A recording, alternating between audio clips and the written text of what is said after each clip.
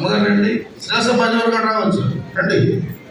పెద్దలు రావచ్చు, ఒక ప్యారిష్ కమిటీ వారి అక్కర్లే రావచ్చు, రండి.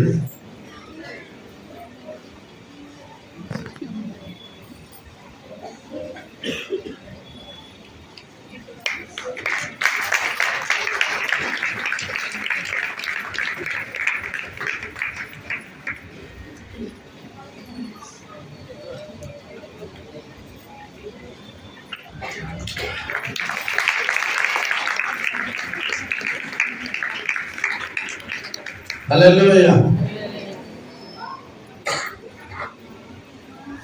గత రాత్రి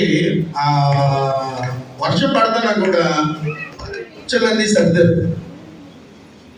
వాక్యం సిద్ధం చేసుకుని కూర్చొని చూస్తున్నాను. ఎందుకంటే నేను డోర్ తీస్తే అన్నీ నాకు కనపడతా ఉంటాయి, బయట ఏం జరుగుతుంది కూడా.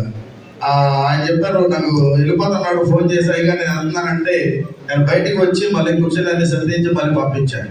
కాబట్టి మనకి పెద్దలు ఉన్నారు, అందరూ ఉన్నారు, మంచిదే. కానీ ఆ పనిచేసే వారు కావాలి. దేవుని సన్నిధిలో, దేవుని ఆలయంలో పనిచేసేవారు అనేది చాలా ప్రాముఖ్యం. కాబట్టి వారు మనకి అన్ని విషయాల్లో కూడా సహకారులుగా ఉండి దగ్గరుండి పనిచేసే వ్యక్తిత్వం వారికి ఉంది. నేను చెప్పాను కదా, ఆదివారమే నన్ను పడుకునేవాడు ఆయన పడుకోడు. కాబట్టి అంత పనిచేస్తున్న వ్యక్తిని మనం సన్మానం చేయడం అనేది చాలా మంచి విషయంగా భావించి ఈ రోజున ఈ కార్యక్రమం చెప్పండి. హల్లెలూయా. చెప్పండి కొట్టండి.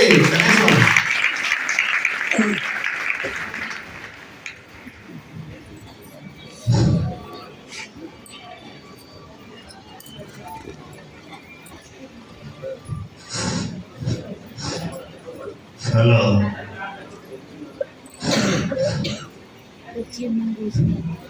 అందరికీ నందిగమలో సిఎస్ఐ ఎవరైతే ఉన్నారో సంగతులు మొత్తాన్ని కూడా నా హృదయపూర్వకంగా పాదాభివంగా తెలియజేస్తున్నాను. మీరు నాకు సన్మానం చేయాలి అని నేను కోరలేదు. ఎప్పుడు నాకు వచ్చి 74 సంవత్సరాలు అయింది. నాకు గవర్నమెంట్ ద్వారా 63 సంవత్సరాలు నాకు ఉన్నాయి. 63 సంవత్సరాలతో నేను నడుతున్నాను.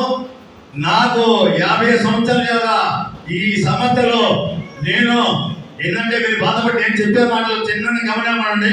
మా పేటలో పాత చిన్నవాడలో ఎవరైనా సరే ఏమి చేశారు, ఎలా చేశారని సంగతుల్లోకి నా గొడవలోకి చెప్పుకున్నా. కాబట్టి దీన్ని కాపాడుకుంటా, ఎంతో నిపుణంగా కాపాడుకుంటా, నా మీద ఎన్ని వివాదాలు వచ్చినా సరే, ఎన్ని వచ్చినా సరే దాన్ని ఎదుర్కొంటా, చూసుకుంటా, మోకరించుకుంటా, నా కళ్ళలో వచ్చి రక్తం వచ్చినా సరే, కన్నీరు వచ్చినా సరే, నన్ను ఎంతో మంది దూషించినా సరే ఇది నేను వదిలిపెట్టలేదు.